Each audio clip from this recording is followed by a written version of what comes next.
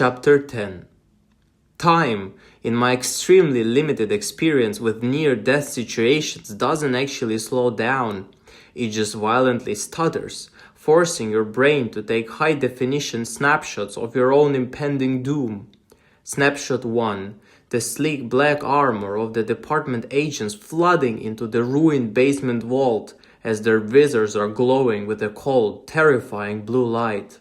Snapshot 2. Sasha, bleeding from a nasty plasma burn on her shoulder, kneeling on the cracked marble floor.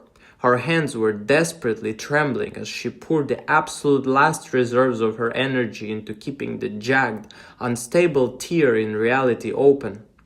The portal was a chaotic, hissing gash of pure white light. Snapshot 3. Vera stepping directly between us and the execution squad. The vampire didn't run. She threw her hands wide, and a massive, dome-shaped shield of dense purple magic erupted around us. A dozen lethal blue plasma bolts slammed into Vera's shield all at once. The impact sounded like a bomb going off inside a tin can. The purple barrier instantly spiderwebbed with massive, glowing cracks. Vera fell to one knee, her fangs bare in a furious, agonized snarl as the kinetic force of the department's fire slowly crushed her defenses inward. "I can't hold it!" Vera shrieked. Her voice was barely audible over the roaring thunder of the colliding magic. "Sasha, get him out of here!" "Max!" Sasha screamed. Her voice was completely raw. She didn't look like a warlord anymore. She just looked like a terrified, exhausted girl begging for a miracle. "Jump! Now!" I stared at the blinding, tearing hole in the universe. Sparks of white-hot energy were actively spitting from its edges, scorching the marble floor. It didn't look like a doorway. It looked like a cosmic meat grinder. "I don't even know where it goes!" I yelled back. Pure panic froze my boots to the floor. "It goes away!" Sasha yelled. Her orange fire flickered wildly. "They're going to drain your soul! Max, jump!" Another volley of blue plasma struck the purple dome. A jagged shard of Vera's shield shattered, and a stray bolt of energy whipped past my ear, exploding against the dead stone pedestal behind me. I looked at the agents. I looked at Sasha, who had just watched two of her friends die in a library, whose mother had bled to death on this exact floor, and who was currently burning herself out to give me a 3-second window to escape. I was completely useless in a fight. I had no magic. I had no sword. I couldn't throw a fireball or summon a shield, but I could deny the department their prize. I could be the one piece of the puzzle they didn't get to solve.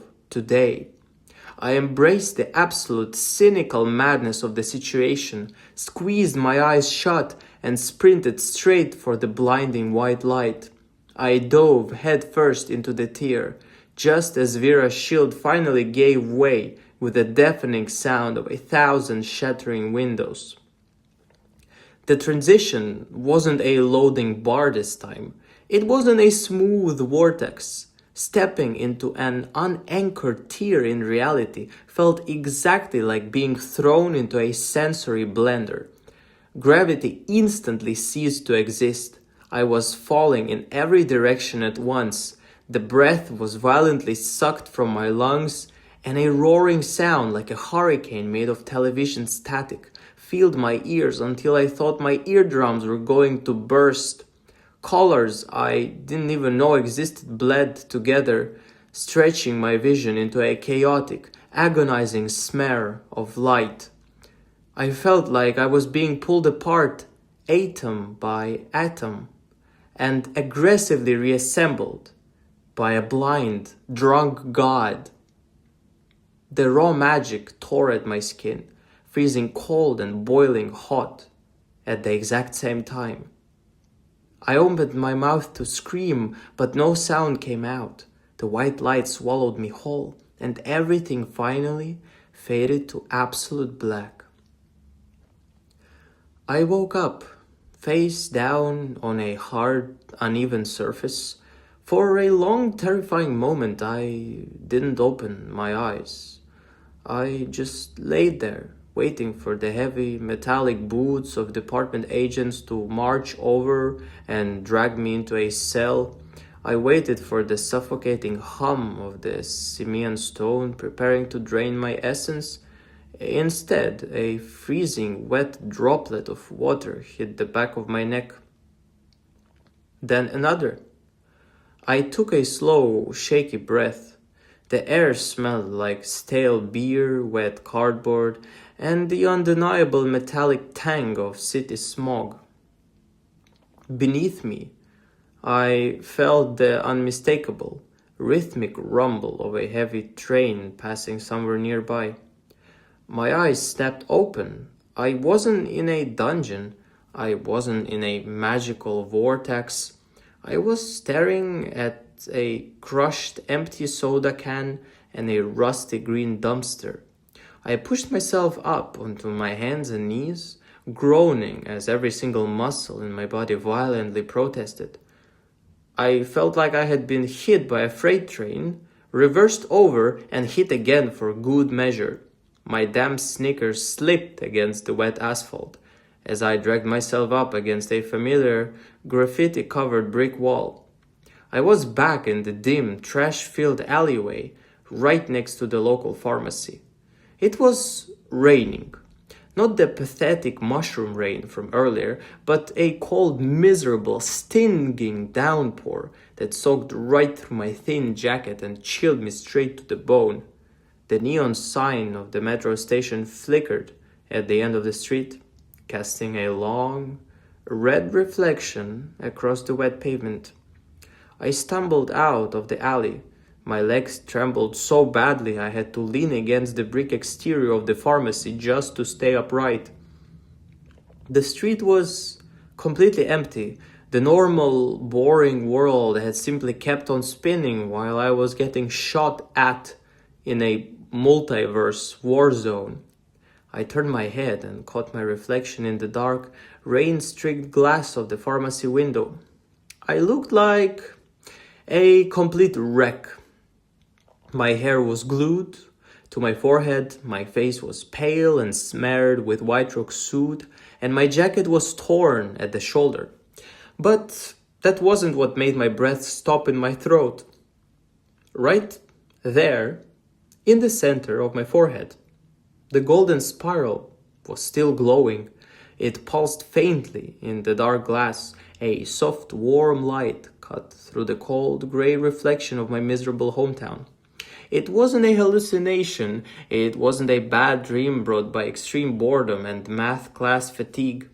I raised a trembling hand and brushed my fingers against the mark. As soon as I touched it, the golden light flared once, sending a tiny static shock through my skin, and then it slowly faded, sinking invisibly back into my flesh. It was hidden, but I could feel it. A terrifying phantom weight sitting right behind my eyes. I let my hand drop to my side and stared out at the rainy, empty street. My life back in that apartment was still going to be a suffocating loop of nothing. My dad was still going to be a ghost staring at the television. My mom was still going to be a stone statue of a person.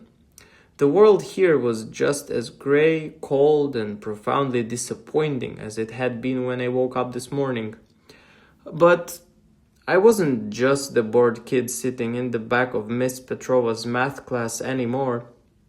I was a biological key, an anomaly. I had a target painted on my back by an interdimensional police force that had just leveled a fortress to get to me.